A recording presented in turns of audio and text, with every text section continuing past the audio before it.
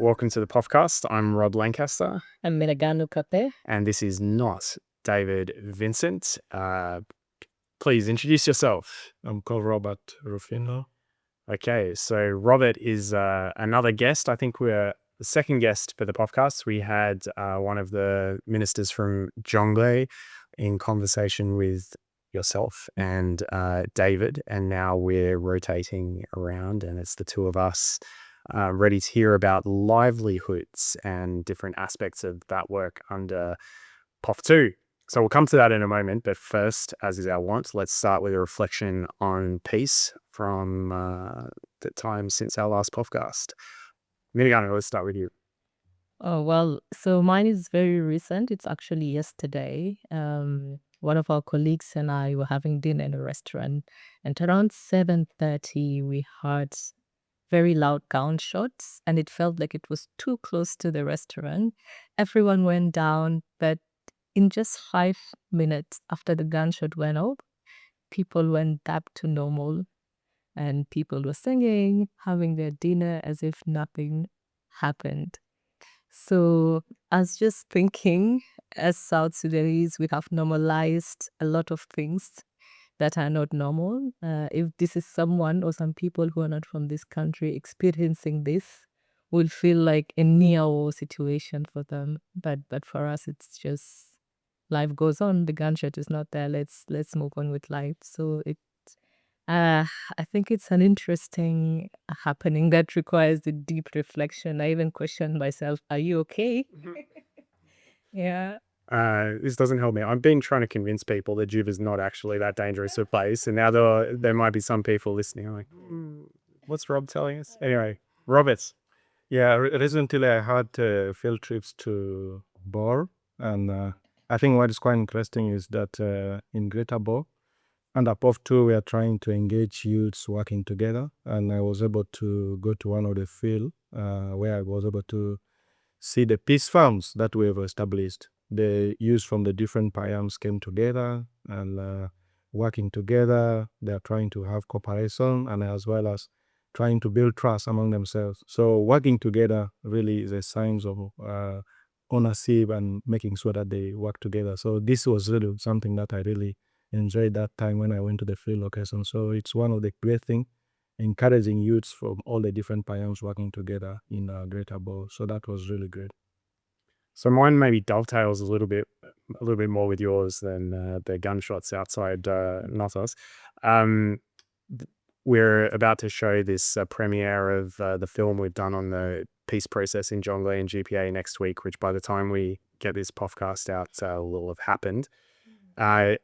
And I think as we've reviewed that in the last couple of weeks to, look, is there anything that needs to be tweaked that's not properly reflecting the actual situation or what we're trying to achieve? One reflection I've had is, again, how much some of this work is about the narrative, and that a lot of violence and conflict gets perpetuated by whoever has control of or when certain groups have control of the narrative. And so being able to present some of the stories of those people who want peace and those people who've been working for peace puts a little more momentum behind the narrative that moves in that direction. And at the end of the day, a lot of what we are is about stories and narrative, and so how to lean into that a little. There's various different elements of peace that we can explore. The Peacebuilding Opportunities Fund, in its first phase, was very much focused on, let's say, peace building per se. A lot of processes around bringing communities together, mediating those processes and seeing what incremental steps we could take.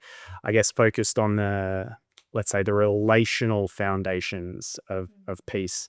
And what was clear, which to a certain extent is obvious, is that the dividend component, the livelihoods component, it doesn't need to make POF into a livelihoods program, but it needs to have that element there. So in the design of the second phase, that became more prominent, which is a long way of setting up the scene for what we're going to discuss today, which is the so-called Livelihoods Lab under POF2. So I think what we'll try and do is we'll explore a little bit the way the Livelihoods Lab has worked, and Robert has been leading that with other partners. Then looking at this, what they've called community institution model.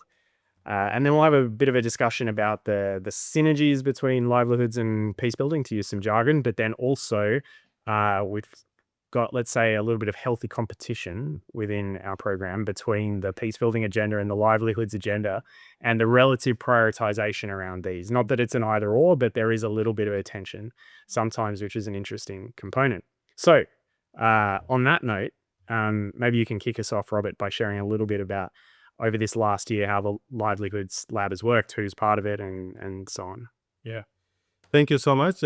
Basically, under POF2, as you've critically indicated, I think based on the lessons learned from POF1, there's been a lot of series of conversations with the communities, the different structures, in ensuring that at least there should be some component of livelihood dividends, which should be included, given that the communities have been raising that you've been creating peace, you'll be creating a lot of dialogue, but we could not consume all this stuff. We cannot eat dialogue, we cannot eat peace. So there's need for us to have that component of Live Lab, and it was great that it was included in the Live POF2. So basically, the Live Lab basically is a platform whereby different organizations come together to be able to basically really identify pilot, and then as well as try to see how to expand some of these innovative models to ensure that which are more sustainable. In POF2, we do have 5 partners which came together, especially Danish Refugees Council. We have the Daughter of Mary Immaculate. We have CTP, that is Scaffold and Trocare, and then Peace Canal and Touch. They all came together to be able to see, to be able to identify a lively interventions using the peace building structures to be able to see something more sustainable. So how would you characterize what's different, or what's where the value is in this livelihoods lab approach, and maybe a bit more about the structures, like why focusing on these existing structures? What kinds of structures are you focusing on? Yeah, so basically, the interesting part is that because the peace building structures, those structures already there. Like example, we have the different women groups, youth groups, which are existing, like the Coup de Door. We have the women leaders, where they already existing. So the idea is that we use those structures to go to those specific communities to identify specific needs. That once we create peace in an area, to see how do we now transform the peace to bring livelihoods, to be able to see how we can bring livelihood. The idea is that we don't want to just do a lively intervention, just more of handouts. Our idea is to create a model which is very sustainable and where the community will have ownership. So the Lively Lab will be able to really look at this model, look at this idea properly to ensure that it's more sustainable, so that the community can take ownership. So we'll come back to the community institution model that has kind of grown as a framework around the approach. But turning for a second to peace building, Minagano, from your engagement with the peace building agenda in the different locations, how would you describe the difference it's made to those conversations, the fact that there has been this Livelihoods Lab engagement alongside those processes, as distinct from a kind of peace building process in its own silo? Well, I think it has redirected the conversation in an interesting direction, because just like you mentioned in the beginning, we're focusing a lot about convening spaces for for communities to have conversations, and in most cases they get to an agreement and they agree to have peace. But the bigger question, which is always the elephant in the room, is we cannot eat peace, and in most cases economics is a big drivers of conflict in most of these communities. How do we address these questions? Oftentimes, we are not able to address it immediately through dialogue. We're not able to address it immediately through processes. So I think the livelihood conversation or the livelihood activities coming at the back of that has given an opportunity for the relative peace that has been created in some of these areas to be sustained. And I think Robert will get to talk about it a lot, about some of the things that they're doing. But for example, in areas like Rumbek, you have the Akudidor, which is a peace committee composed of armed cattle farm youth who are now venturing into agriculture. And that means they have less and less time to engage in conflict. So they have a viable economic activity that they can do. They can be able to provide for their families. And then now their time is divided between participating in economic activity, but also trying to address erasing conflict drivers within their communities. So I think more and more it's changing the mindset in a way, because I was having a conversation with the Rumbek team, and then they're saying their Kutidora are asking for more support in the other farms that were not working well. So they're seeing the benefits really. So I want to try and bring in, obviously, I'm part of these conversations around the Livelihoods Lab and the Peacebuilding agenda, but to try and bring in some of the let's say, the skepticism that might be there for any element of what we're doing. So over the last 20 years and maybe more, you've got all over the place these, like, let's say, ad hoc or whatever livelihoods interventions. You're talking about farms, agriculture. We maybe get onto cattle. That's been less tried maybe, but certainly agricultural stuff all over the country. We've had attempts at trying to stimulate some of these things. And we haven't seen a particularly strong systemic shift, right? So what is it, maybe coming back to you to begin with, what is it that you see differently in what's being done with the Livelihoods Lab? And maybe you can just start a bit on the community institution model as well, that could start to see a more genuinely sustainable trajectory around this. Yeah. I think one critical challenge usually most international organization or national organization does is that mostly the approach on how they approach livelihood.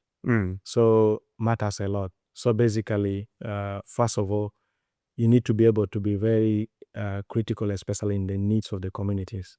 So that is very key. Sometimes you find this blue sky programming where you have seen something from somewhere and then you want to impose in one area. So if you do that, automatically it will fail. So I think one thing that the Livelihood Lab always does is that to be able to go to the structures, discuss with them and identify those critical needs. So identifying those critical needs, we'll be able to design something that is very viable to them. So remember, something where they can be able to take ownership, something that will be able to have a clarity, especially because there is that community planning together and the needs are coming from them. So that's one critical thing. The second thing also is that implementing livelihood where you don't... Sorry to cut you off for a second there, but let's try and contrast that. So is it fair to say we could contrast that approach with examples where an agency comes in, basically says from a shopping list, what do you want us to do first? You sort of pick that thing and then you go and do it. So you're saying that that's not what's happening. You're going in and discussing, and then there's more an owned. Yep. So yeah, okay. Yeah. So we go, we discuss on them, we identify their level priorities, and then we challenge them. How does this thing work? How do we make sure you take ownership? How do you make sure it is sustainable? So when we challenge them, we critique them, based on that, then we try to redesign it to make it more better. So that's how it is really relevant for us to have a robust understanding of the needs of the communities and engaging them to be able to offer the ownership so that to ensure that it is more sustainable. The second aspect is also that sometimes you find that you do most of the live programmings where there are no clarity of the structures for clarity of follow-up and stuff. So when there's no clear institution, clear structures, clear systems, follow-up will be very difficult. So you need to establish those structures. You need to establish systems to ensure that you track what you are currently doing. Because if you just a matter of going and deliver something and then you go away, then automatically it will not be variable. So based on that, the Livelihoods Lab tried to see how we can have to identify a sustainable model. So one of the critical model that we have developed as the Livelihoods Lab is the community institution model. So community institution model is a locally driven model whereby the conflict affected communities or the rural communities, where we're able to discuss with them to create institutions that are very participatory. So the idea is creating the institutions which are very participatory, which is very inclusive, will help them to be able to take ownership. So in the POF2, we were able to pilot some of these community institution model, especially. We were able to have these peace farms where the different communities comes together, work in a farm, and then they're able to establish a large piece of land and grow crops which will help them. So the peace farm is one of the critical example of this community institution model, where bringing people from different ethnic groups to work together. And then we also do have the village saving and loan association, which could be whereby people start the saving, people start loaning themselves. So it is an alternative for microfinance, given South Sudan we have issues or challenges where you bring people together. And then finally, the cattle trading association, whereby we're able to pile up innovation where we have this revolving fund to the youths who are really affected by the conflict. So beyond the conceptual element of it, to bring it to reality, what's your kind of favorite real life example of how this is playing out and making a difference and showing signs of being genuinely sustainable?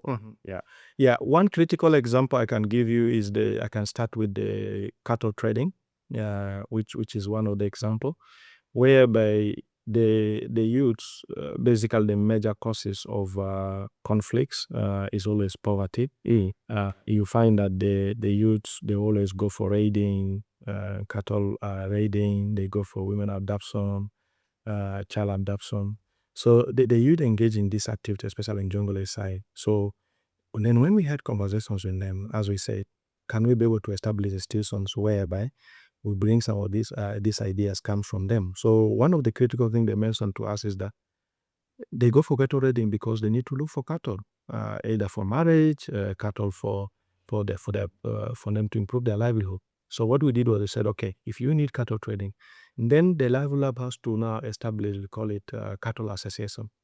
So the idea is that we form these associations for these youths in each of the counties, is to bring these youths together to be able to see now, how do you do this cattle trading? So now, bringing the youths together to be able to form these institutions helps them to build the level of trust, and then they're able to agree on the activities that they're going to do, and then they're able to promise us that now, if we support them, we train them in this cattle trading, this will help them to reduce the aspect of raiding and this raiding, women adoption. So what we did was that we were able to, first of all, robustly train them, especially on the constitution development, whereby we train them, especially to ensure that the youth should be able to agree on the key objectives of this association. We're able to agree on the activities, and then we're able to also agree on what they plan to do in this association.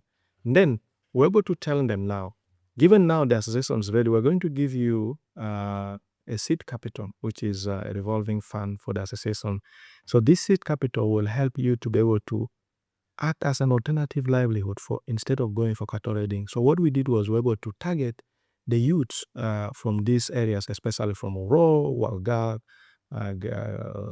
Pibor, Twitch East, and Do. We're able to target them. So targeting them and then telling them that, okay, now you say the major reason for you to go for this cattle raiding is because of the cattle. So now we're going to give you this is capital, then you go and do cattle business. So which is more of a revolving fund. When they are given 5 months, they go to they identify payams, which are where the cattle are sold, and then they buy this cattle, and then they come and sell, and then we give them a period of 5 months. So after 5 months, then they will be able to do this business. And we realize what changes I realize is that cattle business is in something which is very lucrative. There's high returns for it. There's very high return. So example, you buy a cattle in Oro, like around 150, And then when you come and sell in Bor, you sell at 350. So there's high return for per cattle. So you get a lot of profit. So now example, we gave each youth $1,000. So this $1,000, they can buy like 5 cows. Then when they sell it back, they get a profit.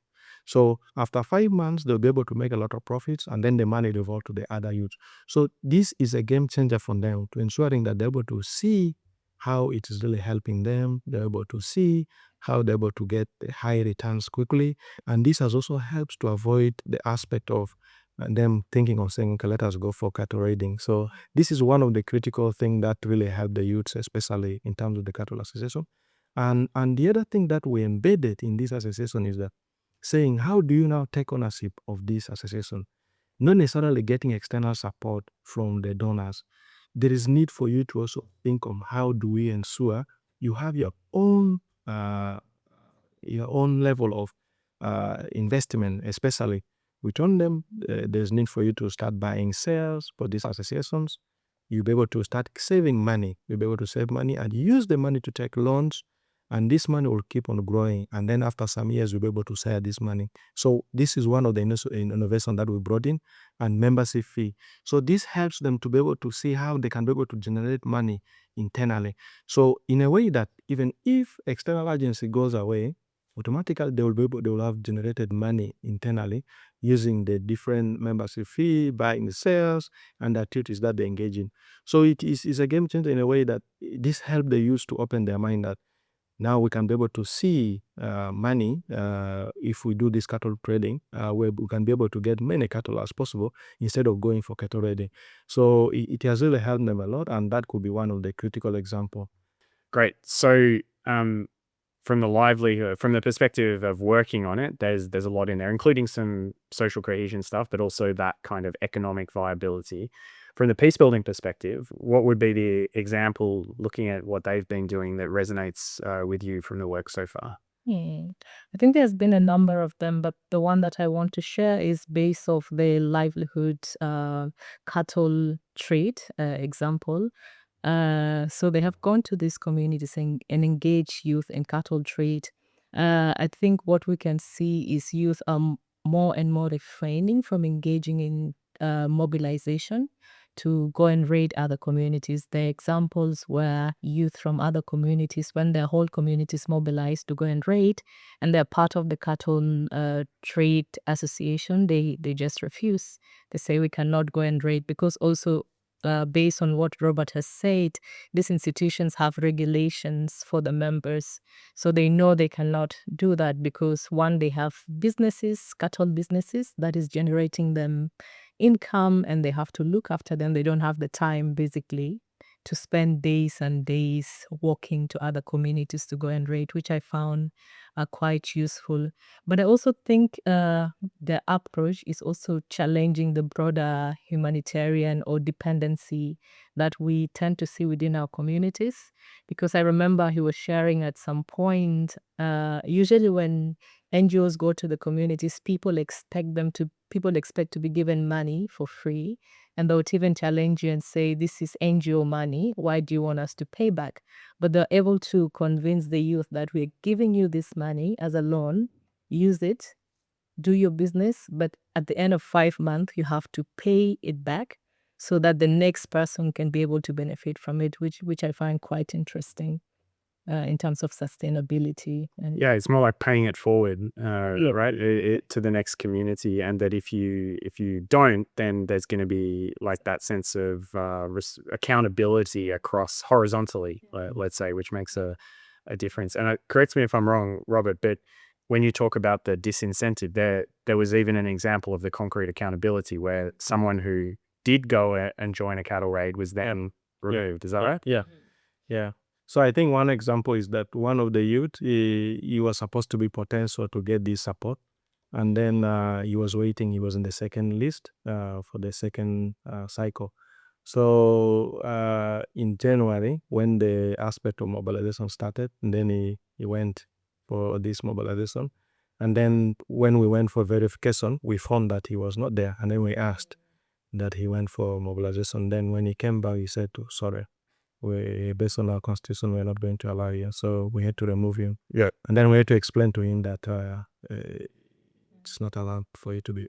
And what I find interesting is it's also not only coming from you, but the whole youth and even the communities, the commissioners, they're saying this, you cannot support you because you have gone for mobilization. So there's ownership and also a sense of joint accountability for people who break the regulations. Just good. And this is all in a context where accountability is one of the biggest challenges we have and across the process. So the fact that there's even these small signs of genuine accountability around economic initiatives is positive.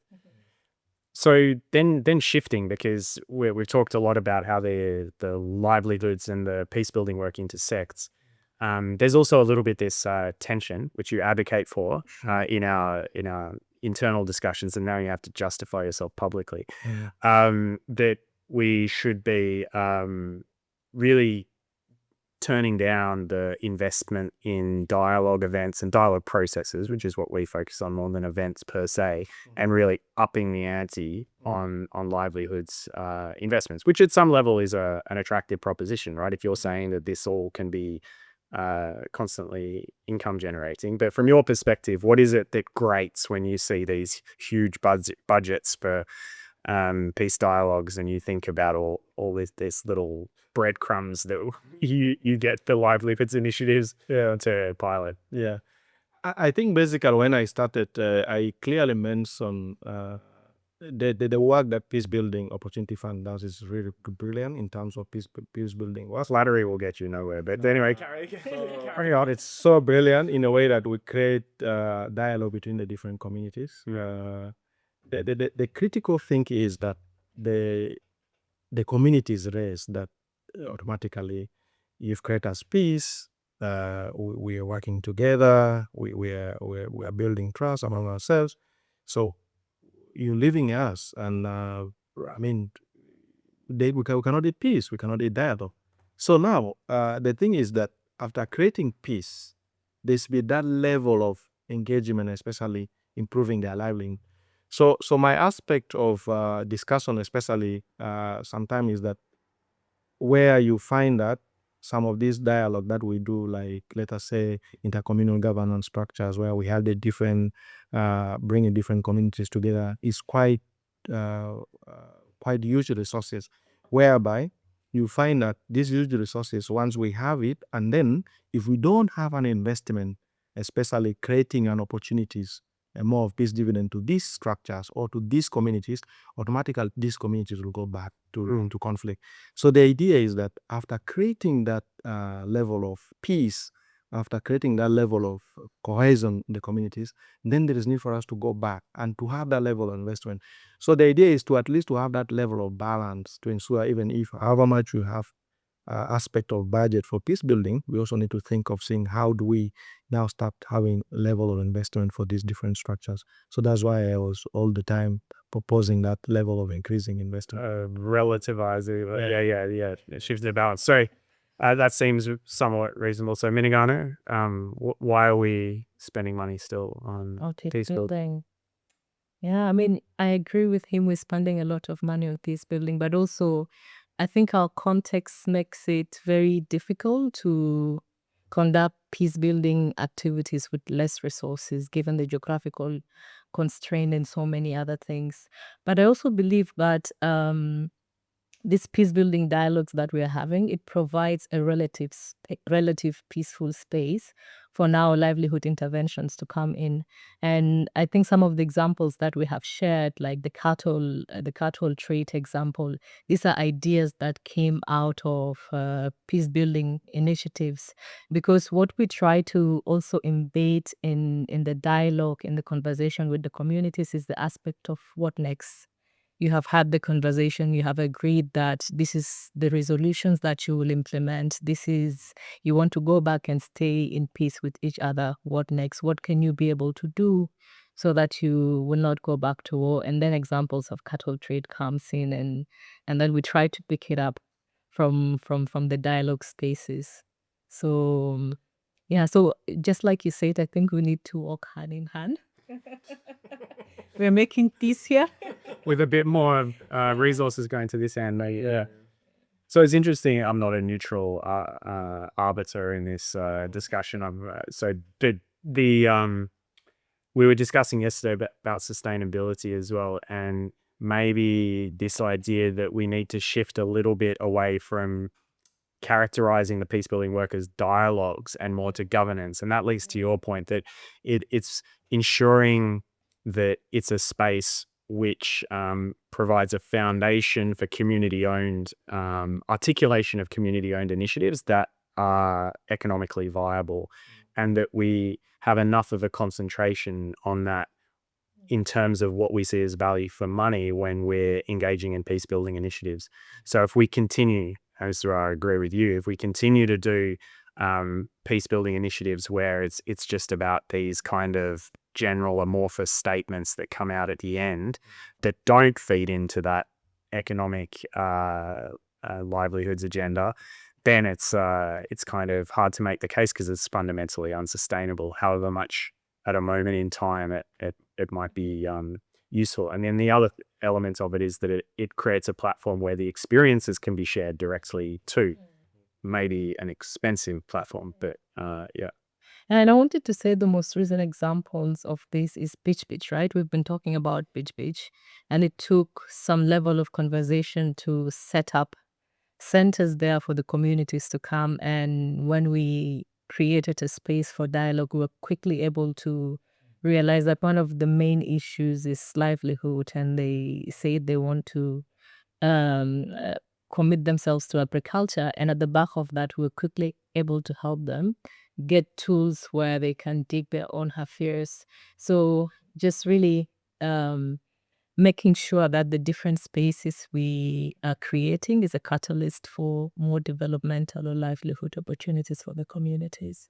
And if you're listening to it first time, there's a POFcast that's dedicated to Bichibich, or as it's now known, Kuyabuza. So maybe we can sort of start to wrap it up there, but looking a little bit ahead. So POF as a program, the sector's under pressure. POF as a program only goes for another year or so. So if you look ahead a year and where you want this to be, whether and with the other partners as you've discussed, where do you hope to see things?